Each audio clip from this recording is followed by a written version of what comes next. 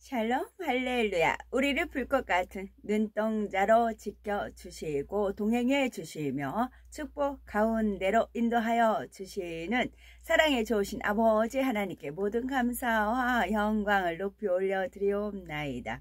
사랑에 좋으신 아버지 하나님께 모든 감사와 영광을 돌려드리옵나이다. 아멘. 사도행전 4장 12절. 다른 이로서는 구원을 받을 수 없나니 천하 사람 중에 구원을 받을 만한 다른 이름을 우리에게 주신 일이 없음이라 하였더라. 아멘. 구세주의 조건은 4가지가 있습니다. 구세주의 조건은 첫째, 사람이라야 합니다. 둘째, 아담의 후예가 아니어야 합니다. 아담의 후에는 모두가 원죄를 타고나기 때문이지요. 셋째, 힘이 있어야 합니다. 힘이 있어야만 원수마귀 사단을 이기고 사망의 권세를 피할 수 있는데 영적인 힘은 죄가 없는 데서 나옵니다.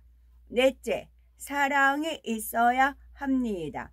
구세주가 되려면 죄인들을 대신해 참혹한 사망의 형벌을 받아야 합니다. 엄청난 사랑이 없으면 결코 이런 고난을 대신 받을 수가 없습니다. 구세주의 첫 번째 조건에서 구세주는 반드시 사람이어야 한다 하였습니다.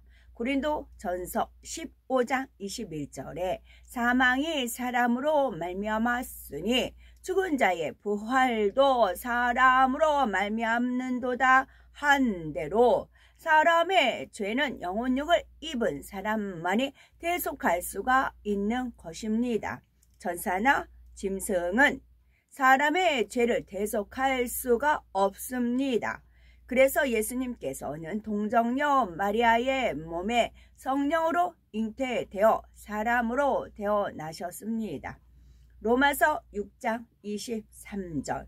죄의 싹은 사망이요 하나님의 은사는 그리스도 예수 우리 주 안에 있는 영생이니라 하였지요. 예수님에 대해 요한복음 1장 14절에서 말씀이 육신이 되어 우리 가운데 거하심에 했고, 요한복음 1장 1절에는 말씀은 곧 하나님이시니라 하였습니다. 말씀이신 하나님께서 살과 뼈를 가진 사람의 몸을 입고 이 땅에 오셨다는 뜻입니다. 예수님은 사람의 몸으로 태어나 성장 과정을 거치셨고 배고픔과 목마름, 기쁨과 슬픔을 느끼셨지요. 또한 채찍에 맞고 십자가에 달리실 때는 피를 흘리고 고통도 느끼셨습니다. 바로 육신을 입고 오셨다는 증거이지요. 영의 세계에서는 죄가 없는 것이 힘이자 능력입니다. 원수마귀 사단을 이기고 다스리기 위해서는 원죄뿐 아니라 자범죄도 없어야 합니다. 원죄는 아담으로부터 내려온 죄성을 말하고 자범죄란 사람이 태어난 후 성장하면서 스스로 짓는 죄를 말합니다. 사람은 누구나 원죄와 자범죄가 있기 때문에 인류를 구원할 수 있는 힘이 없습니다. 하지만 성령으로 잉태되신 예수님은 원죄가 없고 오직 하나님 말씀대로 사셨기에 자범죄도 없습니다. 예수께서 이르시되 내가 곧 길이요 진리요 생명이니 나로 말미암지 않고는 아버지께로 올 자가 없느니라. 요한복음 14장 6절 말씀입니다. 여호와의 불은 시온에 있고 여호와의 풀무는 예루살렘에 있느니라. 이사야서 31장 9절 말씀입니다. 은혜입니다. 이사야서 49장 8절. 여호와께서 이같이 이르시되 은혜의 때에 내가 네게 응답하였고 구원의 날에 내가 너를 도왔도다. 내가 장차 너를 보호하여 너를 백성의 언약으로 삼으며 나라를 일으켜 그들에게 그 황무하였던 땅을 기업으로 상속하게 하리라. 고린도 후서 12장 9절. 나에게 이르시기를 내 은혜가 네게 족하도다. 내 능력이 약한 데서 온전하여 짐이라 하신지라. 그러므로 도리어 크게 기뻐함으로 나의 여러 약한 것들에 대하여 자랑하리니 이는 그리스도의 능력이 내게 머물게 하려 함이라. 아멘. 유다서 1장 14절. 이는 가만히 들어온 사람 몇이 있음이라. 그들은 옛적부터 이 판결을 받기로 미리 기록된 자니 경건하지 아니하여 우리 하나님의 은혜를 도리어 방탕한 것으로 바꾸고 홀로 하나이신 주제 곧 우리 주 예수 그리스도를 부인하는 자니라. 에스라 9장 8절. 이제 우리 하나님 여호와께서 우리에게 잠시 동안 은혜를 베푸사 얼마를 남겨두어 피하게 하신 우리를 그 거룩한 처소에 박힌 목과 같게 하시고 우리 하나님이 우리 눈을 밝히사 우리가 좋은 노릇하는 중에서 조금 소생하게 하셨나이다. 에스더 8장 5절. 이르되 왕이 일만이 즐거워하시며 내가 왕의 목전에 은혜를 입었고 또 왕이 이 일을 좋게 여기시며 나를 좋게 보실진데 조서를 내리사 아각 사람 함무다다의 아들 하만이 왕의 각 지방에 있는 유다인을 진멸하려고 꾀하고 쓴 조서를 철회하소서. 로마서 4장 16절. 그러므로 상속자가 되는 그것이 은혜에 속하기 위하여 믿음으로 되나니 이는 그 약속을 그 모든 후손에게 굳게 하려 하심이라. 율법에 속한 자에게뿐 아니라 아브라함의 믿음에 속한 자에게도 그러하니 아브라함은 우리 모든 사람의 조상이라. 사무엘하 3장 8절. 아브넬이 이스보셋의 말을 매우 분하게 여겨 이르되 내가 유다의 머리냐? 내가 오늘 당신의 아버지 사울의 집과 그의 형제와 그의 친구에게 은혜를 베풀어 당신을 다윗의 손에 내주지 아니하였거늘 당신이 오늘 이 여인에게 관한 허물을 내게 돌리는 도다. 역대하 30장 9절. 너희가 만일 여호와께 돌아오면 너희 형제들과 너의 자녀가 사로잡은 자들에게서 자비를 얻어 입어 다시 이 땅으로 돌아오리라. 너희 하나님 여호와는 은혜로우시고 자비하신지라. 너희가 그에게로 돌아오면 그의 얼굴을 너희에게서 돌이키지 아니하시리라 하였더라. 요나서 4장 2절. 여호와께 기도하여 이르되 여호와여 내가 고국에 있을 때에 이러하겠다고 말씀하지 아니하였나이까. 그러므로 내가 빨리 다시스로 도망하였사오니 주께서는 은혜로우시며 자비로우시며 노하기를 더디하시며 인애가 크시사 뜻을 돌이켜 재앙을 내리지 아니하시는 하나님이신 줄을 내가 알았음이니이다. 느헤미야 9장 17절. 거역하며 주께서 그들 가운데서 행하신 기사를 기억하지 아니하고 목을 굳게 하며 배역하여 스스로 한 우두머리를 세우고 종되었던 땅으로 돌아가고자 하였나이다. 그러나 주께서는 용서하시는 하나님이시라. 은혜로우시며 궁일이 여기시며 더디 노하시며 인자가 풍부하시므로 그들을 버리지 아니하셨나이다. 아멘. 9장. 어느 날 예수께서 킨네렛 갈릴리 호숫가에 서 계셨을 때 사람들이 하나님의 말씀을 들으려고 그분 주위로 몰려들었습니다. 그분은 호숫가에 배 2척이 있는 것을 보셨습니다. 어부들이 배에서 나와 그물을 싣고 있었습니다. 그분은 2척 중 하나에 오르셨습니다. 그 배는 시몬의 것이었습니다. 그분은 그에게 배를 호숫가에서 조금 떨어지게 하라고 부탁하셨습니다. 그리고 그분은 배에 앉아 사람들을 가르치셨습니다. 그분은 말씀을 마치신 후 시몬에게 말씀하셨습니다. 네 그물을 깊은 물에 내려 물고기를 잡아라. 시몬이 대답했습니다. 라삐요, 우리는 밤새도록 힘들게 일했는데 아무것도 잡지 못했습니다. 하지만 당신이 그렇게 말씀하시니 제가 그물을 내리겠습니다.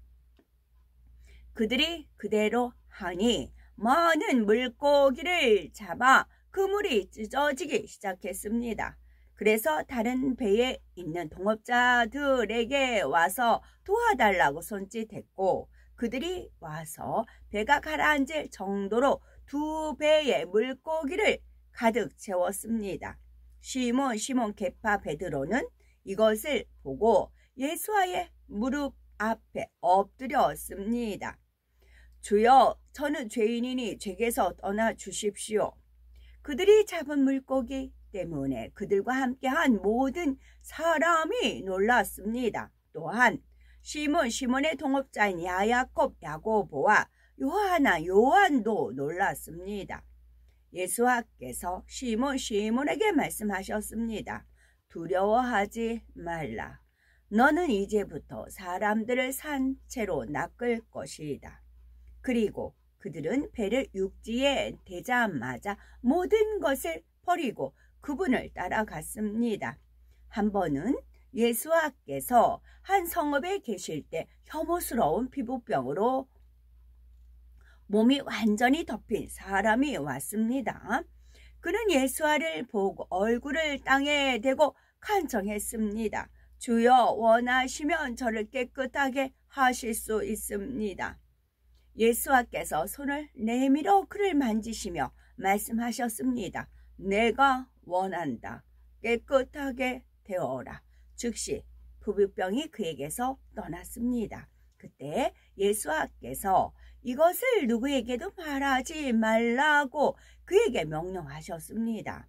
그 대신 사람들에 대한 증거로 고hen 제사장에게 곧바로 가서 모세가 명령한 대로 네가 깨끗하게 된 것에 대해 예물을 드려라. 그러나 예수와에 대한 소식이 계속 더 퍼져 나갔고 큰 군중이 말씀을 듣고 자신들의 질병도 고침을 받으려고 모였습니다. 하지만 그분은 기도하기 위해 외딴 곳으로 물러가셨습니다. 어느 날 예수께서 가르치실 때에 갈릴리와 예후다 유다의 여러 마을과 예루살렘에서 온 부르심 바리새인들과 도라교사 서기관들이 참석했습니다. 병든 사람들을 고치는 아도나의 능력이 그분과 함께 했습니다. 어떤 사람들이 침상에 누운 중풍 환자를 데려왔습니다. 그들은 그를 안으로 데려가서 예수 앞에 눕히기 원했습니다. 그러나 군중 때문에 그를 안으로 데려갈 방법을 찾지 못했습니다. 그래서 지붕으로 올라가 지붕 덮개를 벗기고 군중 가운데 계신 예수 앞에 침상을 내렸습니다. 예수께서 그들의 믿음을 보시고 말씀하셨습니다. 친구여, 네 죄들이 용서되었다. 도라교사 서기관들과 부르심 바리새인들은 생각했습니다. 신성 모독하는 이 자는 누구냐? 하나님 한 분 외에 누가 죄들을 용서할 수가 있겠는가? 예수께서 그들이 무슨 생각을 하는지 아시고 말씀하셨습니다. 너희는 왜 마음으로 그런 생각을 하느냐? 네 죄들을 용서받았다. 아니면 일어나 걸어라. 이 중에 어느 것이 더 말하기 쉽겠느냐? 그러나 보아라. 인자가 땅에서 죄들을 용서하는 권위를 가지고 있다는 것을 너희에게 증명할 것이다. 그리고 그분은 중풍 환자에게 말씀하셨습니다. 내가 네게 말한다. 일어나 네 침상을 들고 집으로 가라. 그는 모든 사람 앞에서 즉시 일어나 침상을 집어들고 하나님을 찬양하면서 집으로 돌아갔습니다. 그들은 모두 놀라움에 사로잡혀 하나님을 배락하 송축했습니다. 그들은 경이로워하며 말했습니다. 우리는 오늘 귀한 일을 보았습니다. 후에 예수께서 나가셔서 세금 징수실에 앉아 있는 레위라는 세리를 보셨습니다. 그분께서 그에게 말씀하셨습니다. 나를 따라오라. 그는 일어나 모든 것을 버리고 그분을 따라갔습니다. 레위가 예수를 위해 자신의 집에서 잔치를 베풀었습니다. 세리들의 큰 무리와 또 다른 사람들이 그들과 함께 식탁에 앉았습니다. 부르심 바리새인과 토라교사 서기관들이 분개하여 그분의 달미듬 제자들에게 항의하며 말했습니다. 당신들은 왜 세리와 죄인들과 함께 먹고 마십니까? 예수께서 그들에게 대신 대답하셨습니다. 의사가 필요한 사람은 건강한 사람이 아니라 병든 사람이다. 나는 의로운 자를 부르러 온 것이 아니라 죄인들을 불러 그들이 죄들에서 하나님께로 돌이키게 하려고 왔다. 그러자 그들이 그분께 말했습니다. 요한의 달미듬 제자들은 항상 금식하고 단매닝 기도합니다. 그리고 부르심 바리새인들의 달미듬 제자들도 이같이 합니다. 그러나 당신의 달미듬 제자들은 계속 먹고 마십니다. 예수께서 그들에게 말씀하셨습니다. 너희는 신랑이 혼례 하객들과 함께 있는 동안에 그들에게 금식하라고 할 수 있느냐? 그들이 신랑을 빼앗길 때가 올 것이며 그때가 오면 그들은 금식할 것이다. 그리고 그분은 예화를 말씀하셨습니다. 그 누구도 새 외투에서 천 조각을 뜯어서 낡은 외투를 깁지 않는다. 그렇게 하면 새 외투가 계속 찢어질 뿐만 아니라 새 외투의 조각이 낡은 외투와 맞지 않을 것이다. 또한 새 포도주를 낡은 포도주 가죽 부대에 담지 않는다. 그렇게 하면 새 포도주가 가죽 부대를 터뜨려 쏟아지고 가죽 부대도 못쓰게 될 것이다. 이와 반대로 새 포도주는 새로 준비된 가죽 부대에 넣어야 한다. 또 사람들은 묵은 포도주를 마신 후에 새 포도주를 찾지 않는다. 왜냐하면 묵은 것이 좋다라고 생각하기 때문이다. 6장 샤밧 안식일에 예수께서 밀밭 사이로 지나가실 때 달미듬 제자들이 곡식 이삭을 따서 손으로 비벼 알맹이를 먹기 시작했습니다. 몇몇 부르심 바리새인들이 말했습니다. 당신들은 왜 사밧 안식일을 어깁니까?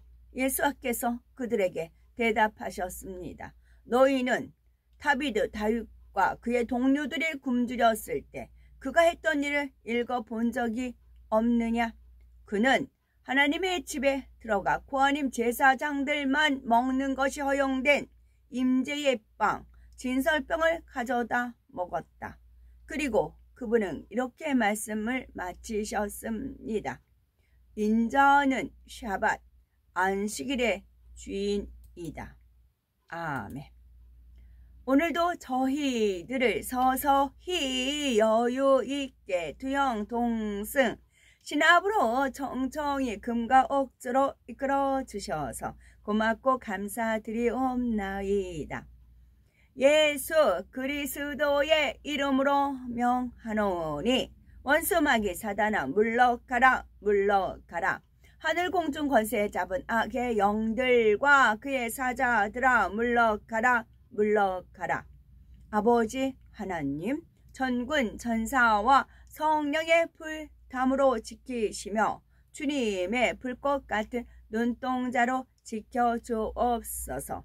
감사드리오며 길이요 진리요 생명이요 부활이요 생명이 되시는 우리 주 예수 그리스도 이름 받들어 기도 올려드리옵나이다. 아멘.